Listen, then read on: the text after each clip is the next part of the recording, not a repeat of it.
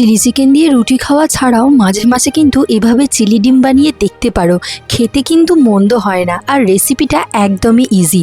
তো দেখো, প্রথমে কড়াইতে সাদা তেল দিয়ে আগে থেকে বয়েল করে রাখা ডিমগুলোকে একটু এপিট ওপিট ভেজে নিতে হবে। আর ভাজার সময় নুন আর শাহি গোলমরিচ দিতে একদম ভুলো না কিন্তু। আর দেখো, ঠিক এরকম হালকা ব্রাউন কালার চলে এলে সেটাকে আমি এবার নাবিয়ে নেব। এবার ওই তেলেই স্কোয়ার করে রাখা onion, yellow and green bell pepper, রসুন কুচি, আদা কুচি আর পরিমাণ মতো নুন, চিনি, লঙ্কা দিয়ে ভালোভাবে নাড়তে থাকবে। আর এখানে আমি ইউজ করি উইকফিল্ডের এই কর্নস্টার্চ পাউডারটা।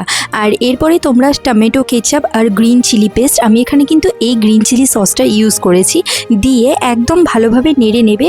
আর অল্প কিন্তু সয়া সস দিতেও ভুলবে না। আর এরপরে ওই কর্নস্টার্চ পাউডারটা হালকা জলের মধ্যে গুলে দিয়ে দেবে, যাতে এর ডেন্সিটিটা একদম পারফেক্ট আসে।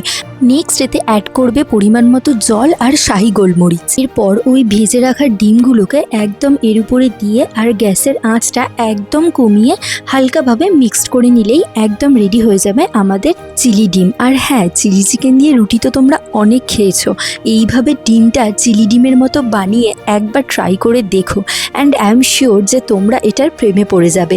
অ্যান্ড চলো টাটা, দেখা হচ্ছে তোমাদের সাথে নেক্সট ভিডিও।